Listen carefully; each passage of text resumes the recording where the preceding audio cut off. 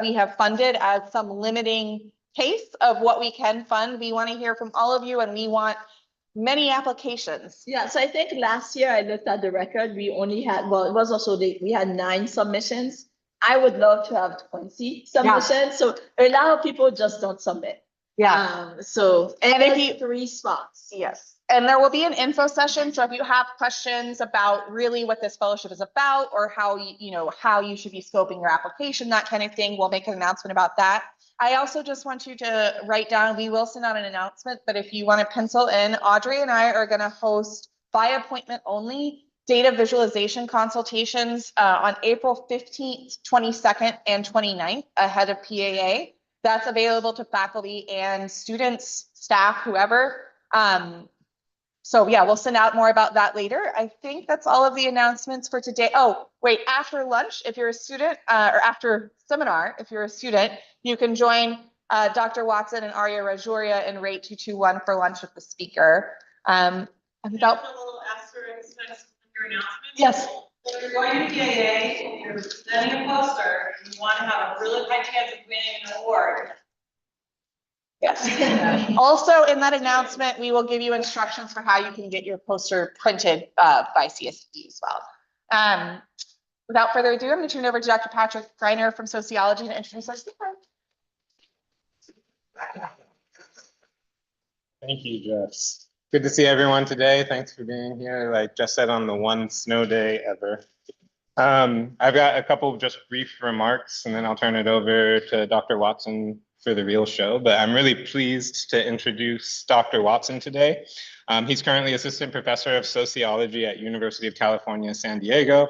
But I was fortunate enough to meet him several years ago when we both held positions at Vanderbilt University, where he arrived after earning his PhD in sociology from Boston University, and also holding a subsequent position as Harper Schmidt Fellow for the Liberal Arts at the University of Chicago. During our time at Vanderbilt, I was really fortunate to have him offer his friendship, but also share his intellect as we began to consider the meaning of climate migration, the elusive nature of the distinction between climate and political refugee status, and the somewhat troubling centrality of projection and prediction to policy planning processes which aim to manage the highly uncertain and interrelated dynamics of human decision-making and climatological disruption. Our friendship aside, Dr. Watson's among a handful of true leaders in the study of refugee status construction and the process of resettlement. The insight and expertise Dr. Watson holds just oozes off the page in a series of manuscripts that address the legal and cultural infrastructure which both make and maintain state-led resettlement programs and their outcomes. If you haven't read these, I highly recommend them. They appear in some of the leading journals that handle such subjects, including American Sociological Review, Social Problems, Sociology of Race and Ethnicity, and the Journal of Ethnic and Migration Studies, among many others. In the face of cascading humanitarian crises, I can hardly think of a talk that's more timely or important than Dr. Watson's is today. So please welcome me in joining him for his talk titled Infrastructures of Resettlement, How Bureaucratic Legacies Shaped Racial Disparities in Post-Cold War Refugee Selection. Welcome, Dr. Watson. Okay, so thank you. And yeah, just to echo Patrick, I'm very happy that you guys are here, especially with the snow. And I know it's like week 10, so I'm sure you're all grading and everything. So thank you so much. And thank you for the really wonderful introduction. I think I'm going to have to put the idea of my ideas oozing on the page in my cover letter, so that I really quite like that. And I want to be brief, but I can't resist the temptation just to say that 2 of my very favorite people in the world are here, and it's such a pleasure to see Patrick and Rowan and be here with them, but also with all of you. So thank you so much for coming out. Thank you also to Maddie for organizing and helping me get set up with the visit. Really appreciate it. So yeah, so thank you. So yes, real honor and pleasure to be here. So yeah, my presentation today draws from a chapter of my ongoing book project.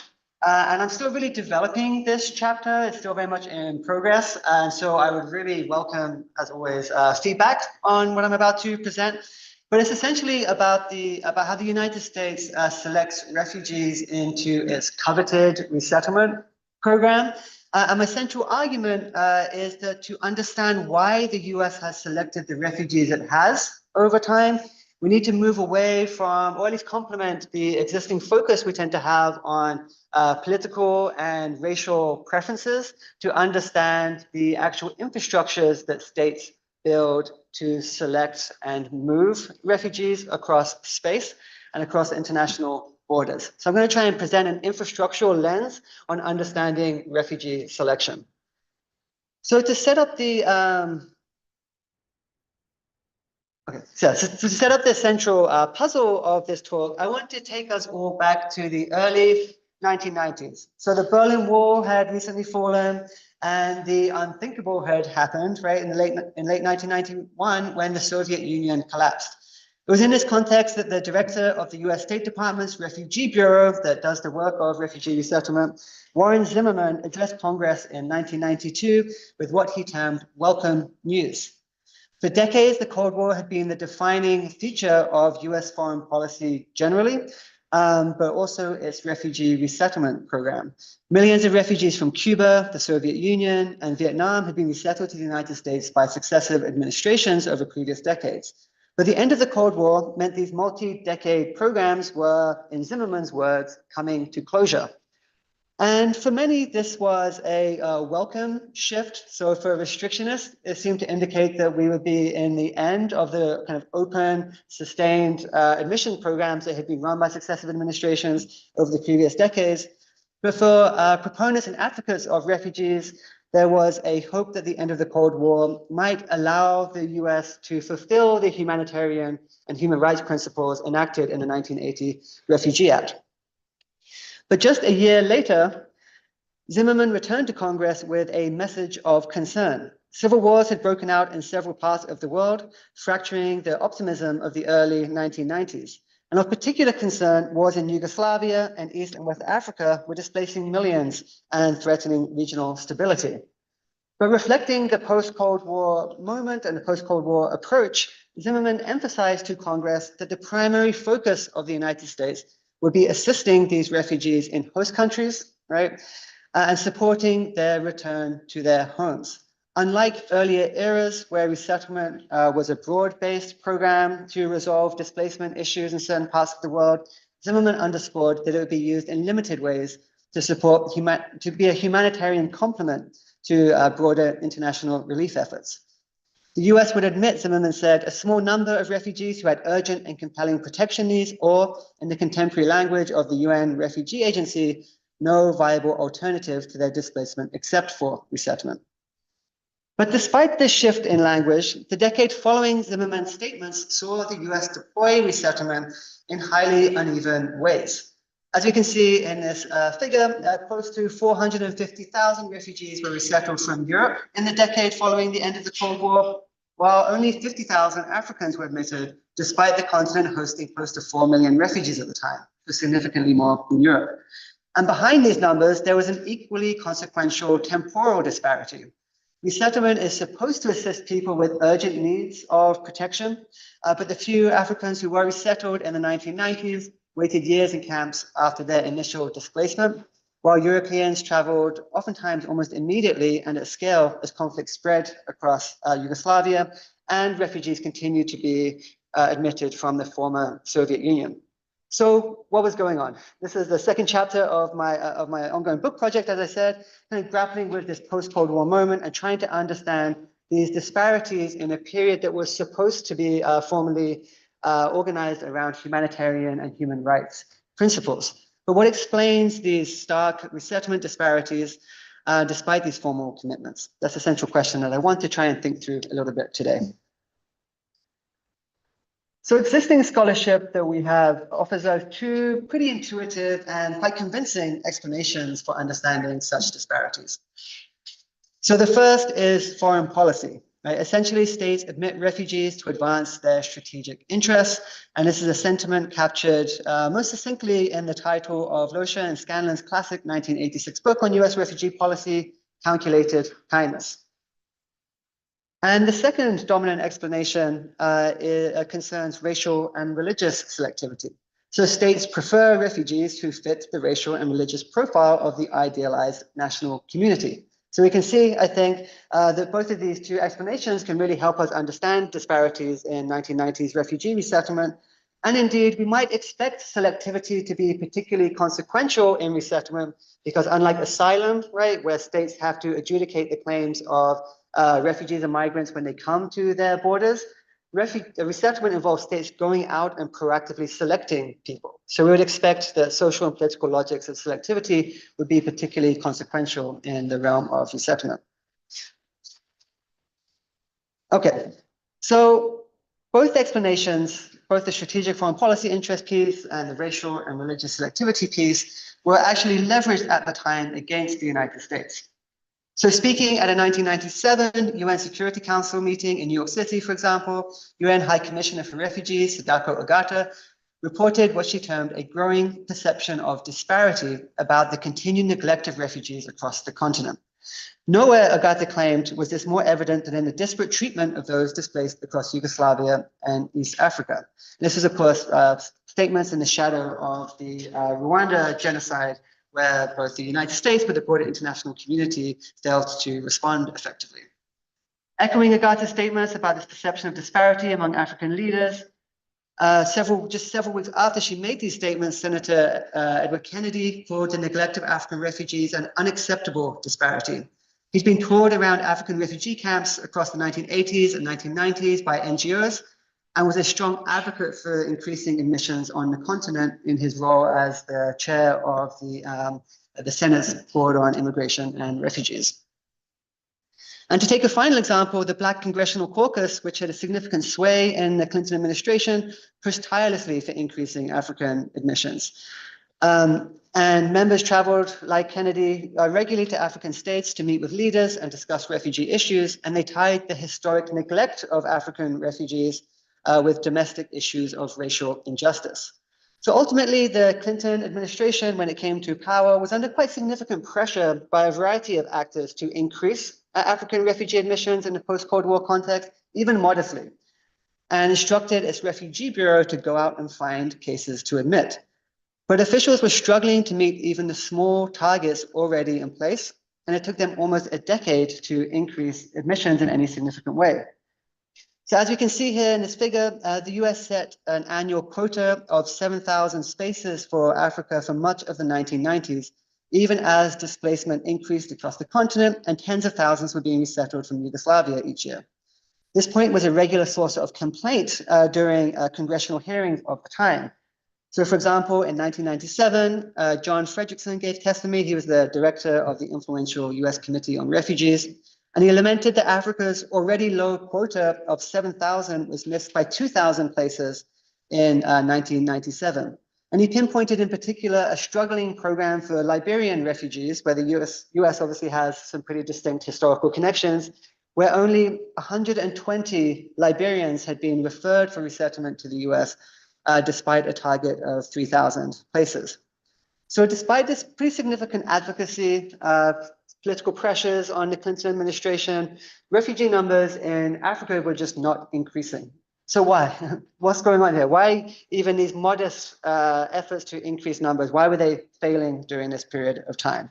And why did it take almost a decade, as you can see here in the chart here, why did it take almost a decade to begin increasing admissions? Okay, so that's going to be the central question I'm going to try and ask or answer, I guess, today. So to answer these questions, I draw together three sources of data from my larger book project, which goes on my dissertation research. So the first is restricted administrative data from the State Department reflecting refugees resettled to the US by both their country of origin and their host country at the time of departure. And I'm happy to talk a little bit more about the significance of the dyadic structure of this data in the Q&A, but the UNHCR and the US generally present public data just on the basis of the nationality of refugees resettled, right, rather than disaggregating at the individual level or by the country in which they were actually selected and processed. And so my data allows me to add a layer of granularity to the analysis. To supplement this quantitative data, I conducted 40 expert interviews with current and former government and UN officials and 60 resettlement history interviews with refugees living in the United States about their resettlement experiences. And finally, I created an archive of congressional hearings, government documents like training manuals or memos, UNHCR documents, and consular communications and cables by WikiLeaks, which proved to be a really useful source of data. These are like consular memos that the embassies are writing and communicating back to DC or otherwise, and really great data source. Some interesting ethical questions emerged given that they were leaked. Happy to talk about that also in the Q&A. So drawing these three sources of data together, what I'm going to argue, as I mentioned at the start of the presentation, was that to understand disparities in the 1990s, to understand why even these limited quotas for African refugees went unmet, we need to look at the transnational infrastructure the US inherited from the end of the Cold War and how histories of racial discrimination and US imperial entanglements impacted who could be moved quickly, who moved slowly, and who struggled to move at all. Okay, so from the late 1940s to the early 1990s, the US built a sprawling global machinery for moving millions of refugees to local communities across the United States. This included processing centers across the globe, public bureaucracies and agencies, NGO organizational networks, and a large domestic resettlement system spanning at the time over 200 localities across the United States. This machinery was built during the Cold War to resettle allies, embarrass communist states, encourage defection, and manage displacement caused by US military interventions and anti-communist proxy wars. It facilitated, for example, the 1957 airlift of Hungarians, decades of Soviet emigration, and the resettlement of over 2 million Vietnamese and Southeast Asian refugees after the Vietnam War, as well as, of course, Cuban emigration from the Castro regime. And drawing from several interviews that I conducted with senior State Department people working at the time, I call this system a resettlement machine. And I think it's worth briefly noting that underpinning the term is something that is kind of counterintuitive. So we tend to think of powerful states like the United States as more or less able to admit whoever they want, right? But resettling refugees is in fact an extraordinarily difficult thing to do, as it requires moving select refugees through international border regimes that are otherwise designed to control and restrict their movement.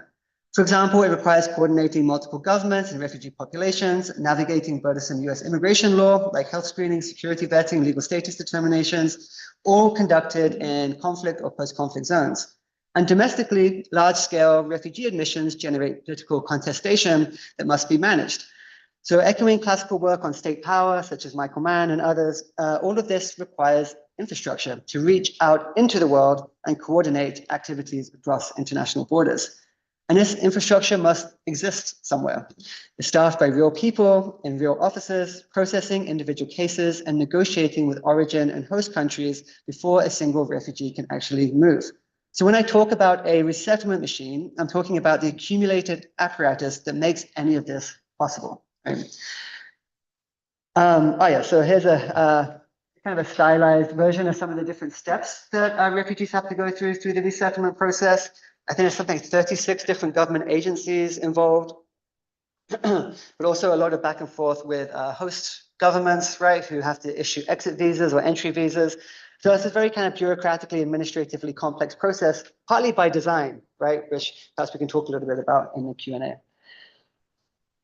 Okay, so theorizing resettlement as infrastructure and thinking about these infrastructural dynamics matters because the 20th century focus on Cold War refugees meant that this resettlement infrastructure was concentrated in a number of specific places, especially Europe and Southeast Asia. So on this map, for instance, you can see the location of critical permanent resettlement facilities active in the early 1990s. And these were concentrated around the Soviet frontier and Southeast Asia.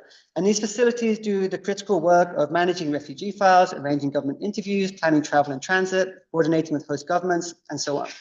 But this geography of capacity expanded also to embassies, to organizational networks, to expertise that different staff had within the Immigration and Nationality Service to conduct interviews.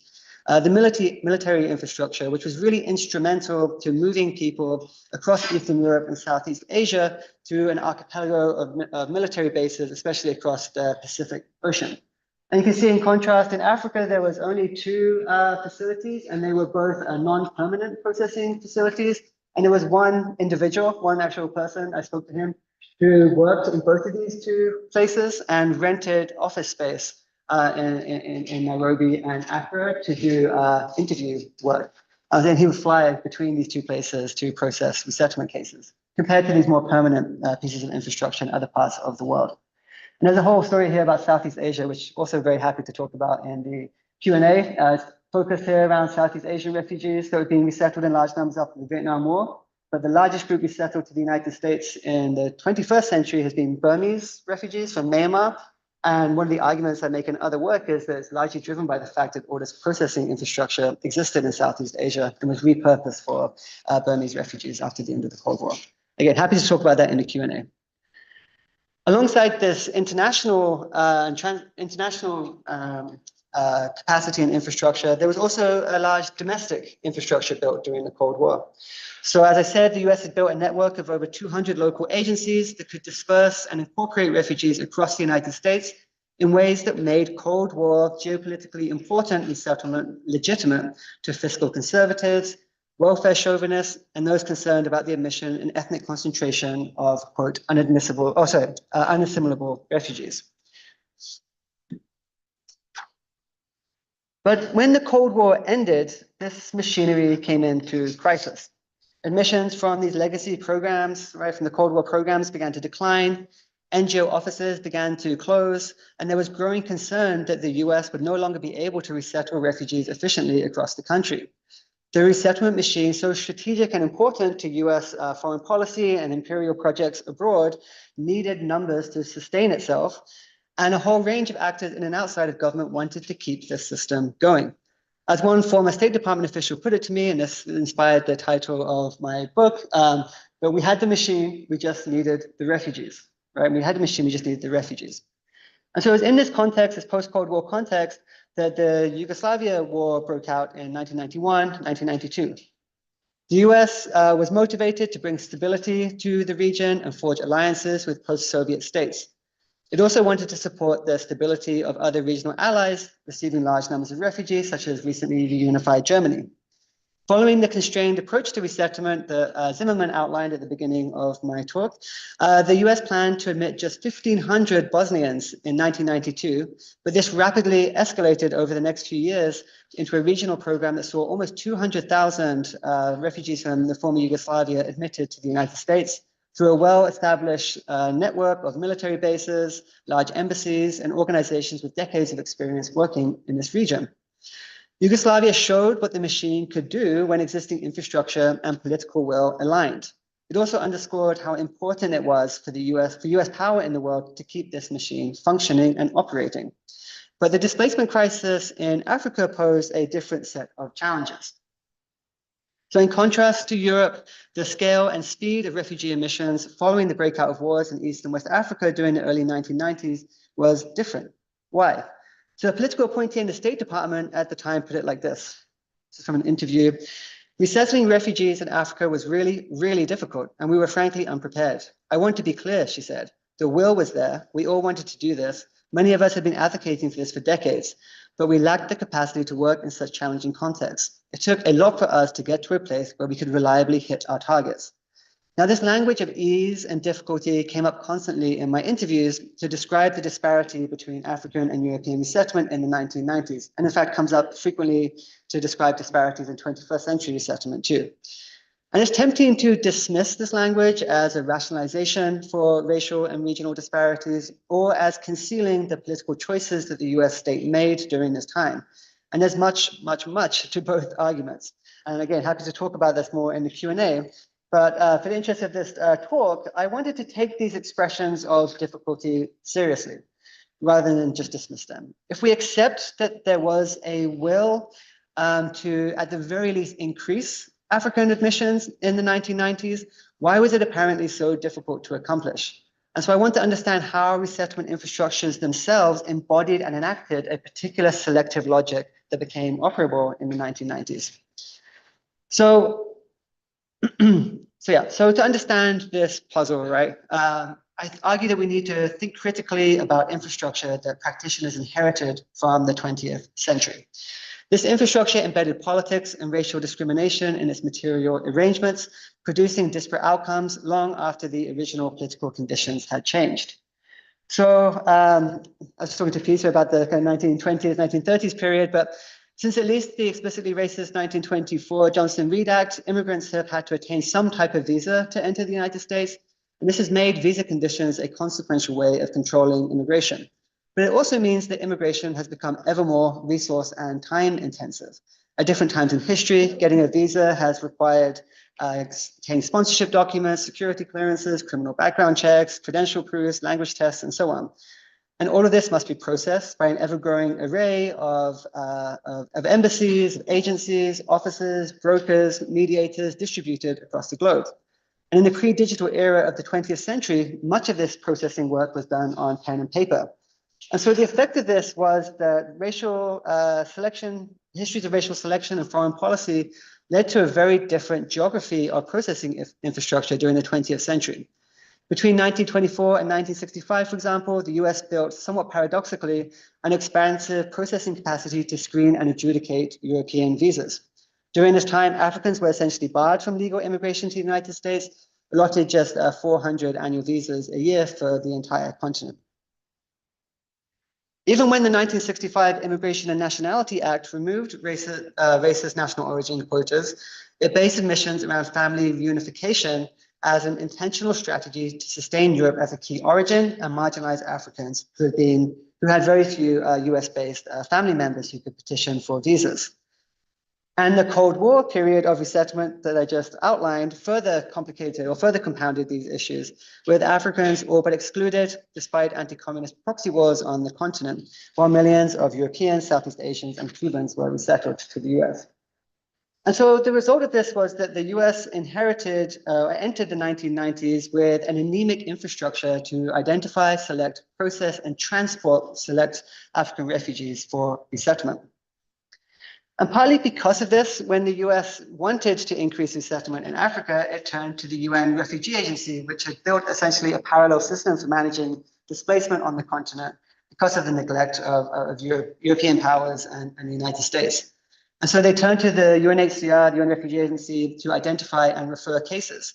But put simply, the UNHCR didn't want to do this, which is one of the surprising things that I found in my research. I was quite surprised by this because the contemporary discourse around resettlement is that the UNHCR is like forcing refugees on the US. But actually, the UNHCR was, in the words of one person active at the time, dragged with a knife at their back to select and refer refugees to the US. So the US funded an internal investigation to try and understand the reason for the UNHCR's reluctance. And they found that many senior officials disparagingly described their role in resettlement as a, quote, glorified travel agent rather than a humanitarian actor, essentially fulfilling the requests of the US government or European powers rather than fulfilling their own humanitarian assessments of who needed resettlement. Many also harbored deep resentments about their role in the open-ended Southeast Asia resettlement programs during the Vietnam War, where hundreds of thousands of people are thought to have died crossing the South China Sea partly in search of resettlement opportunities operated across South and Southeast Asia. And a lot of UNHCR officials saw this as a result of very poorly managed resettlement programs, and they didn't want anything to do with resettlement programs in Africa. Practitioners in the field were also reluctant to cherry-pick a few hundred refugees from much larger camp populations, as the US government was asking them to do. They worried about the unintended effect of this on security in the camps, and these issues were compounded by the very long, sometimes multi-month, sometimes even over a year, waits that refugees had while they navigated the resettlement process. And so these concerns are reflected in the UNHCR's first resettlement handbook that they distributed to officials in the field, produced in 1998, that warned staff to remove wall lights and expose wires in interview rooms to prevent self-harm and suicide during the resettlement process. So the UNHCR was really concerned about the effects of resettlement in the places where they were working. And so we can see that the US inherited an infrastructure that allowed it to move Europeans quickly and at scale, but lacked a comparative infrastructure to move refugees displaced in conflicts in Africa. American officials were called using chartered planes and jeeps to move paperwork between remote camps and makeshift processing facilities, chronic issues managing refugee cases, embassies with essentially no experience processing immigration files, and UNHCR staff in the field actively working against them, sometimes literally undermining programs that State Department officials were trying to pursue. And growing security concerns following the bombing of US embassies in Kenya and Tanzania only added to these issues. So I interviewed a senior State Department official who was brought on to try and resolve these issues in the mid-1990s. And she recalls that the initial focus on UNHCR referrals with specific vulnerabilities, which was meant to work alongside the US's broader strategic commitments, was supposed to be the future of the resettlement program. But she said it was just failing, right? This system was just failing. But she pointed out that an alternative was soon to emerge in what was a fairly unlikely place. So several NGO and UNHCR workers involved in humanitarian relief operations in Kenya for displaced Somalis in the early 1990s identified two ethnic minority Somali groups displaced in Kenya for resettlement. The Benadiri and Bravanese have been moved to Kakuma refugee camp in the northwest of Kenya. I shouldn't move from the table area, but hopefully you can see up here in the top left of Kenya. They've been moved there from the Somali-dominated Dadaab refugee camp, which many people have heard of, just over the border with Somalia here, so right on the eastern frontier here of Kenya, because they were continuing to experience forms of discrimination and persecution in the Somali-dominated camps. And so these were forwarded as ideal candidates for resettlement. They were small in number. They had a limited chance of returning safely to Somalia, and they were facing ongoing persecution in Kenya. And unlike the individual programs of individual humanitarian relief that the US was asking the UNHCR to refer candidates from, the Benadiri and the Bravanese were actually moving. They were actually resettling. They were fulfilling the quotas that the US State Department was setting. As the cited State Department official that I just mentioned recalled, the Somali clan programs were actually working. They were the first time we thought about group referral as a scalable model of doing humanitarian admissions. But what was it about these two groups that made them successful? To practitioners, it was the ability to standardize the messy work of refugee processing by constructing a bounded, geographically concentrated group that could be accessed safely, efficiently, and reliably by practitioners. For example, if practitioners could pre-identify a group for resettlement, they could get abridged referral forms and security clearances from US agencies before on-the-ground processing happened. This eased the case-by-case adjudication that was failing in other parts of the continent. Similarly, staff could be deployed, organizations assigned, and physical processing infrastructure built around pre-constructed groups to ensure they moved efficiently and reliably. And this shift from cherry-picking individuals to resettling bounded groups brought the UNHCR on board, who increasingly came to see resettlement as a valuable tool to resolve population management issues that they had in camps. So this model was formalized into what practitioners came to call the pipeline development system. Essentially, the US works with its key partners to identify a bounded group of refugees, standardize processing requirements around them, and build out physical and organizational infrastructure to ensure the official and predictable departure of those selected to meet resettlement targets and quotas on the home front. And strikingly, the first two beneficiaries of this new model, this pipeline development system, were two other refugee groups also based in Kakuma refugee camp in northwest Kenya. So the first were the so-called Sudanese lost boys who migrated or displaced to Kenya from what is now South Sudan, what was Sudan, and also Ethiopia, and sought refuge in Kakuma. Kakuma was actually built initially for this population.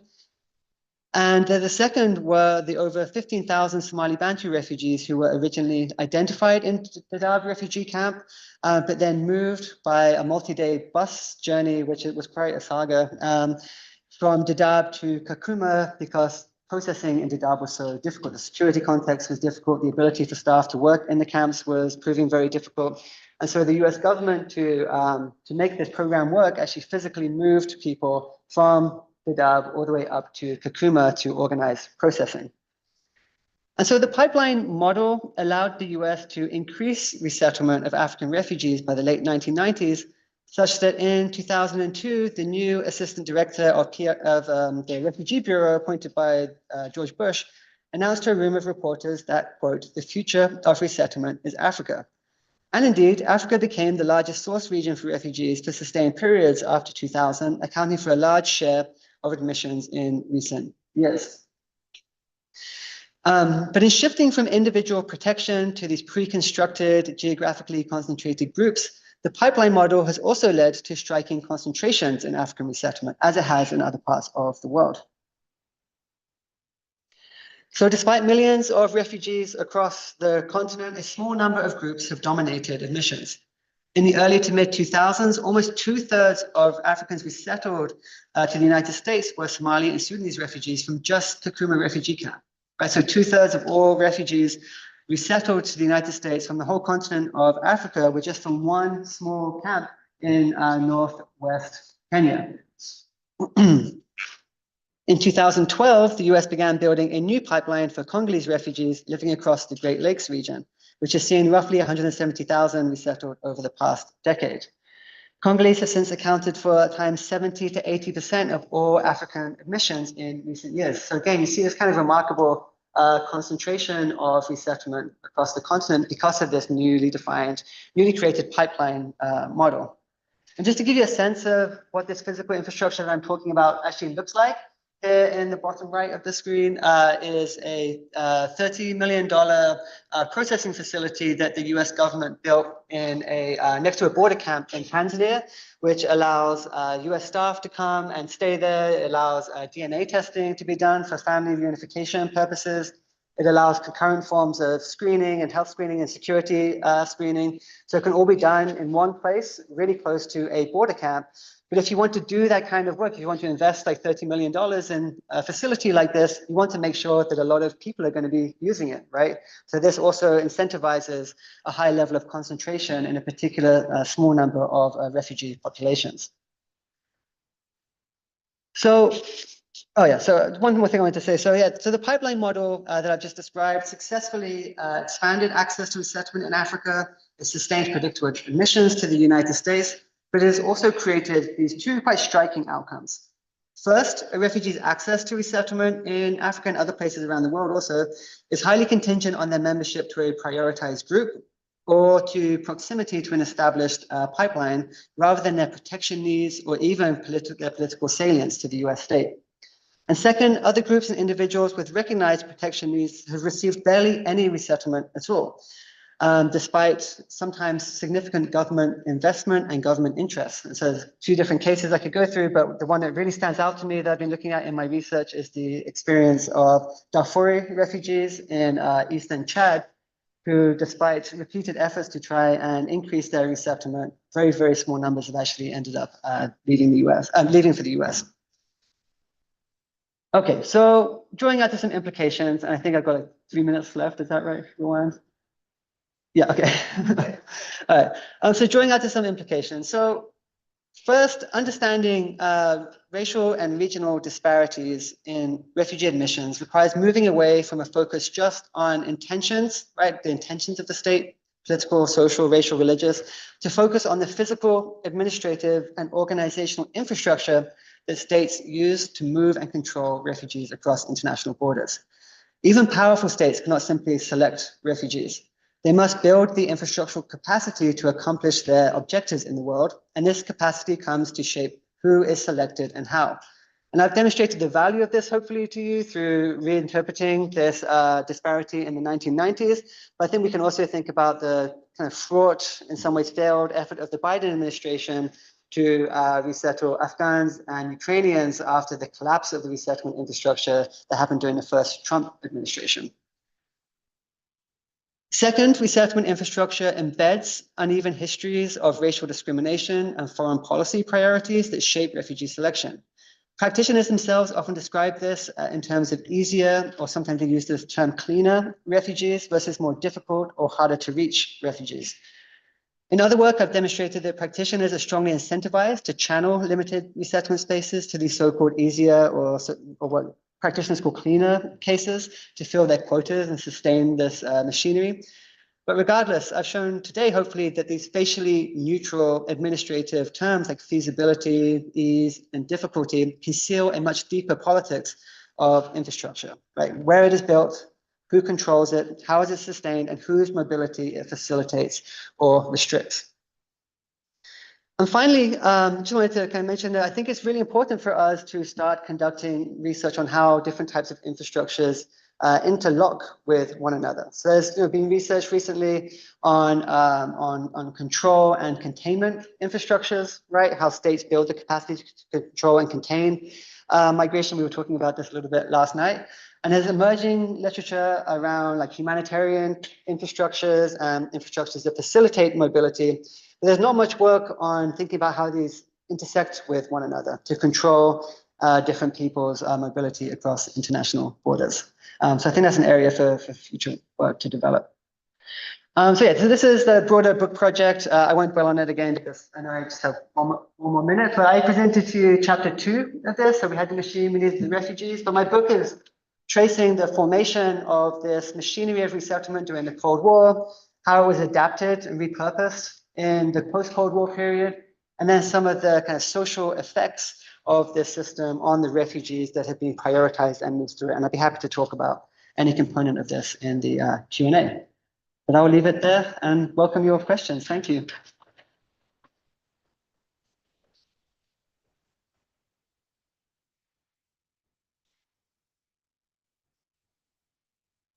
Yeah. Thanks very much for a great talk. Thank you. One thing that I noticed coming out of this analysis is a great deep temporal path of which is going on. But where there are camps already built and infrastructure already built in Europe to handle, I guess, 1.2 and 100 refugees that are then operationalized to help Yugoslav refugees and so on and so forth. But like there's a policy choice as to like where the resources are developed to build infrastructure. Right, and I wonder, like, do you feel that like the State Department officials made the decision to build a bunch of camps in Europe, like felt that the United States was implicated in Europe for some kind of non-Indian reason? Was they were involved in World War II as part of the Marshall Plan? Wondering what where you were. Yeah, so I believe I should repeat the questions, but yeah, so the question was partly about some of the temporal dynamics at play here with these resettlement infrastructures having a kind of path-dependent dynamic, and then what were the original political decisions as to why infrastructure is built in certain places and not others. Is that a fair representation? Yes. Yeah, okay. Yeah, so that's like, yeah, one of the core findings and arguments of the talk and the broader book is that these prior political, like deeply political, very explicitly political decisions become actually like baked into material and organizational and bureaucratic infrastructures that then sustain certain types of political and racial logics, even when the original political motivations has declined. That's like one of the key arguments. So yeah, and the European case is a great example of that, right? So Marshall Plan, the US wants to rebuild Europe, and they construct a lot of infrastructure there to manage refugee populations and to facilitate refugee resettlement. Ditto with in the Cold War, the anti-communist, anti-Soviet resettlement plans. They built a lot of infrastructure in Eastern Europe to facilitate refugee resettlement, and that comes to have this kind of path-dependent dynamic, even as the state is actively trying to pivot its resettlement program to other places in the globe. So yeah, so the original political decision is really important. So these are crystallized physical structural elements. Exactly. Exactly. Yeah. You have a question online, and it's from Scott, so I'm asking Okay. for 3 minutes. So basically, in this wonderful talk, I have a general question. In this work, when we talk about how racial discrimination might impact admissions decisions, where does that sit? I.e., who is doing the discrimination? Does this usually look like different frontline workers discriminating amongst applicants, or is it more high-level officials? For example, U.S. politicians or bureaucrats discriminating in terms of where governments sit. To that end, one might posit that the choice to develop infrastructure in certain areas and not others is explicitly linked to racialized preferences among top racialist. Yeah, and should I repeat that even if it's on the? Yeah, Yeah, because I said it here. Okay, okay, cool, yeah.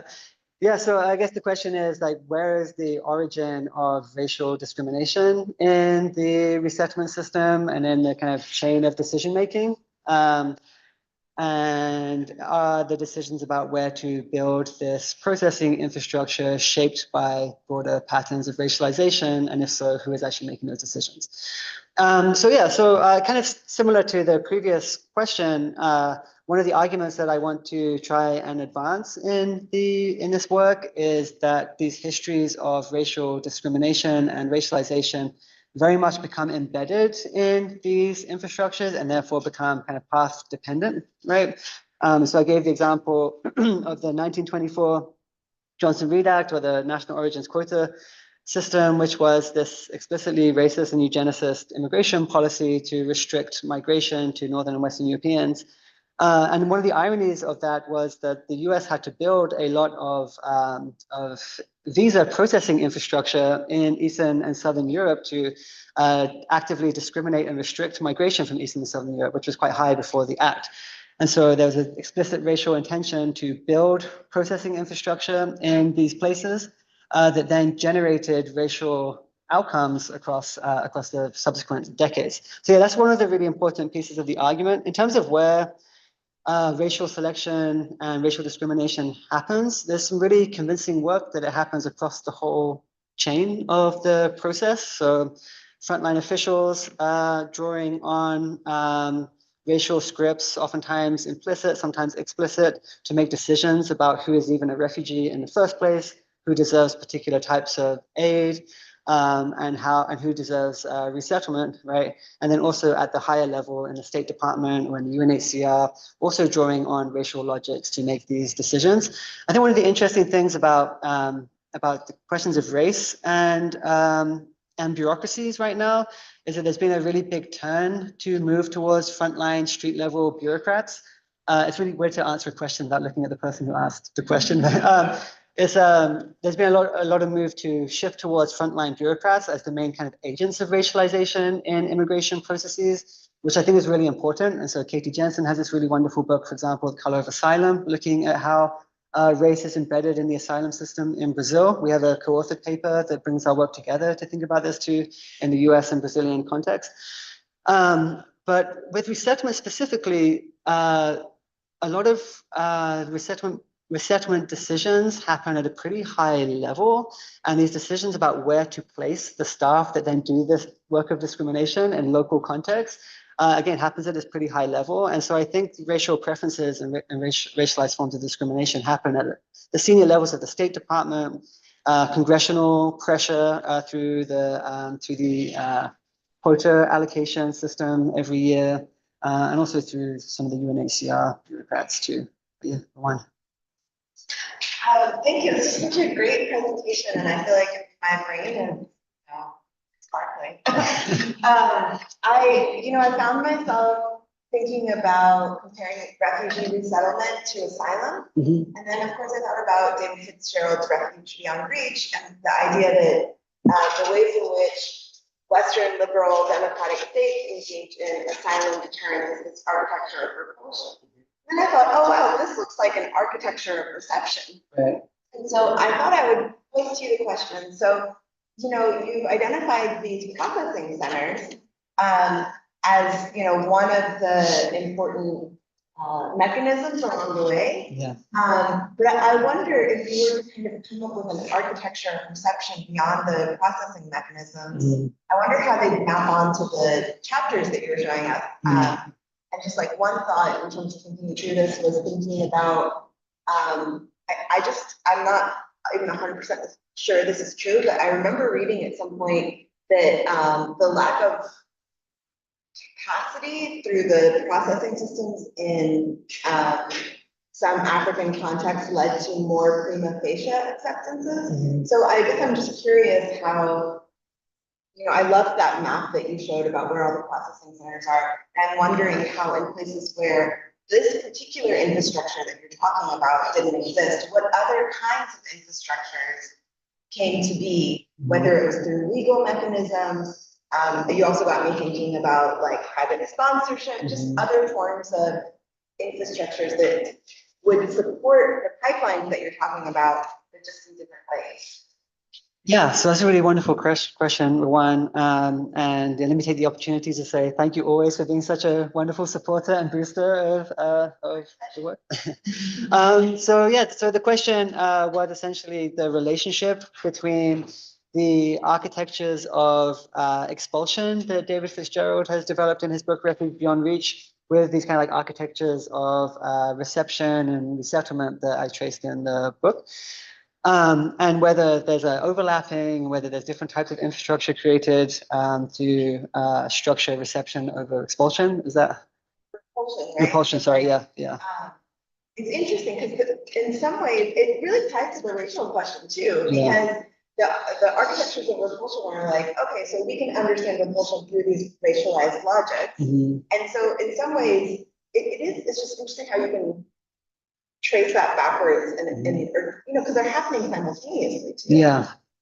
Yeah, no, I think that's a really interesting question. And I think, you know, my immediate reaction, well, first as an immediate reaction is that's exactly probably what I'm trying to do and think through, right? Is like thinking about some of David's work, but other people's work, thinking about like the role of architectures and infrastructures of repulsion and containment and exclusion. And then thinking about the kind of like limited humanitarian side of that. We talked about this last night a little bit, but you often hear when people discuss resettlement that only 1% of refugees are selected each year for resettlement, which is true. In fact, now I think it's like 0.4% last time I checked. So this is a very, very tiny number. And there's different ways of thinking about that. One is to kind of say, well, why are we even thinking about this or studying this? But I've been increasingly thinking as the resettlement program has been basically closed down under Trump, that an equally important question is how this capacity was sustained at all. Like, how did we ever have a program that facilitated the mobility of refugees from various parts of the world into the United States and then to give them legal status and a pathway to citizenship? Like, how did that ever exist at all, right? And partly to understand that is kind of tracing this longer history of the Cold War when the environment was more supportive for refugee resettlement, and then how these bureaucrats and foreign policy officials sustained that architecture into the kind of contemporary post-Cold War period. So I'm really trying to think about the connection between these two things. And, you know, one of the things that's been kind of interesting to me, and I don't know if this is going to answer your question, Rowan, but I gave a talk on some of this work in somewhere else. And one of the people, the first person to ask me the question was, we have this refugee crisis playing out on the southern border. And you were talking to us about the resettlement of Congolese refugees. Like, what are we doing? Why are we doing this? Like, why are we resettling Congolese refugees when we literally have all these refugees sitting on our border who really need, you know, like need assistance and support? And it really kind of got me thinking, because I think in like for refugee studies people, there's a siloing, as you have so eloquently put it. There's a siloing of research on refugees and migrants and asylum seekers. And so we just kind of take for granted that these are two different kind of categories of migrants. But actually there's like some really important connections between the two. And as I kept thinking about his question, I thought, well, partly because there has been such a buildup of kind of repulsive infrastructure to control northward migration in the Western Hemisphere, it makes it very difficult to actually resettle refugees, right? Because to resettle a refugee, you've got to bring them through all these legal systems. They've got to get adjudicated as refugees by US domestic law. They have to pass like security tests. And all of that infrastructure has been so developed to repel Central American and Mexican migration to the United States, that makes it very hard to find this kind of like narrow pathway through which someone from El Salvador or Guatemala can actually be resettled to the US.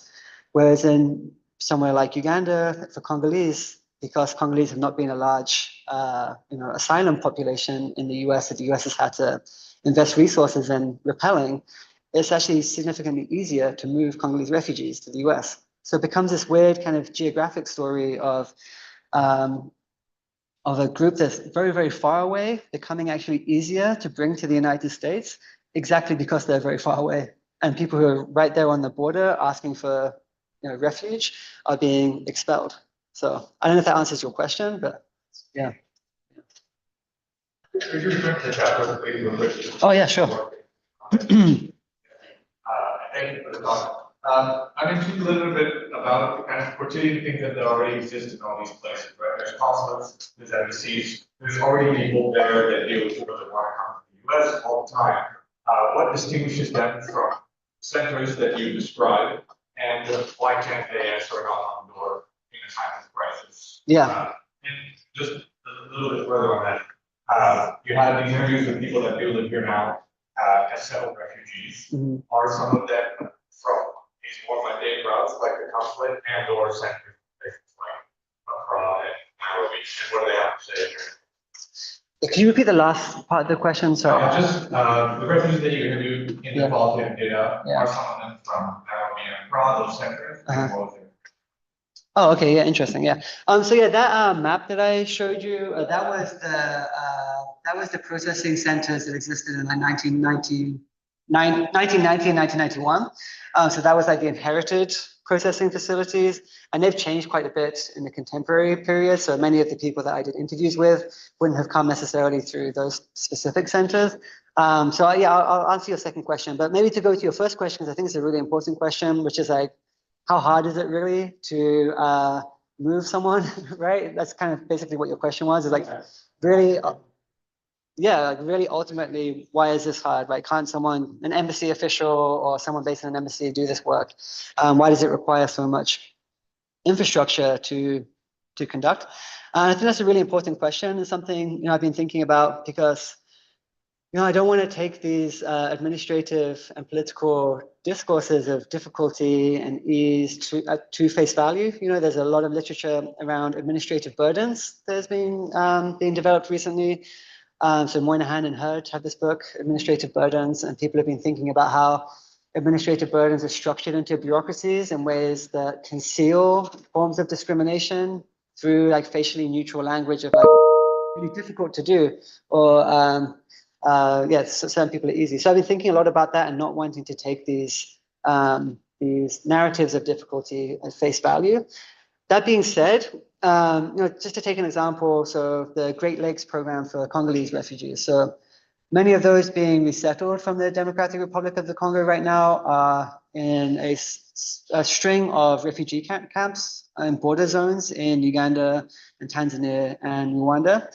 And so if you want to resettle a small number of people from those camps, you need to be able to be bringing them back and forward from the camps into the city. There's a whole bunch of legally mandated requirements, such as security clearances, medical tests, DNA assessment or DNA tracing for family reunification purposes. And it takes actually a lot of resources and infrastructure to conduct that work.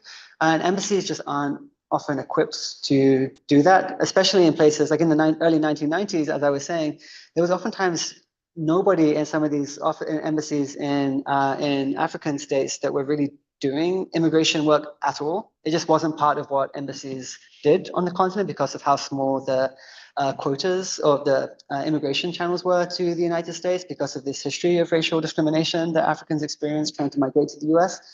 And so there just wasn't the capacity to actually do that work. And so it has to be built so that the center that I showed you a picture of, for example, right? This is what resettlement looks like today. They build these quite large facilities. This one, I think, it cost $13 million. They build these quite large facilities, and they bring all of the stages of processing to the facilities, and they'll do all the work there in the facility before people then move. So it's kind of like the reproduction of these infrastructures in particular geographic spaces. Yeah. Does that answer your question? Yeah, a little bit. I think I'm just still a little perplexed because is it kind of like a State Department driven savior complex that tells people to go to these places, and a lot of them seem unrelated to you guys' political aims? And Yeah. You mentioned that, I don't want to belabor that, but yeah, I'm just curious why there's so many people that need a better place to go. And yeah, why these people? Yeah. No, this is one of the big kind of puzzling questions we're trying to grapple with. My computer's muted. I don't know what that noise is. I'm sorry. So yeah, so the question was partly like, why these people, right? Why Congolese refugees, or so the three of the biggest groups resettled to the US over the past 25 years has been Congolese, Bhutanese refugees in southern Nepal, and Burmese refugees in Thailand and Malaysia. So like, why these three groups? Like, none of them are particularly strategically important to US foreign policy interests, at least not more than other groups. They are kind of like racially marginalized, right? Once they come to the United States, so there's not the political motivation. There wouldn't seem to be the racial motivation, if that's the right term. So why? And one of the things how I've been thinking about this question in the book is that, again, they built this huge machinery of resettlement, right? And this machinery of resettlement requires constant annual admissions to sustain. Like, every year you have to get a certain number of refugees admitted to actually like fund the system, because the system's funded on like a per capita basis. And so there's been a push to try and sustain this machinery of resettlement in case the US state wants to use it for different populations.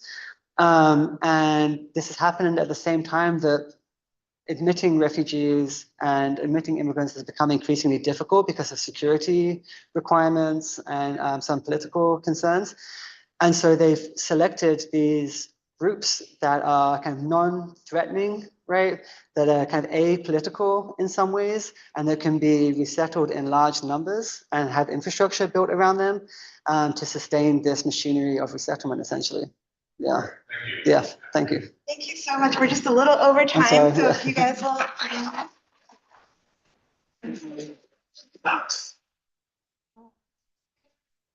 Right.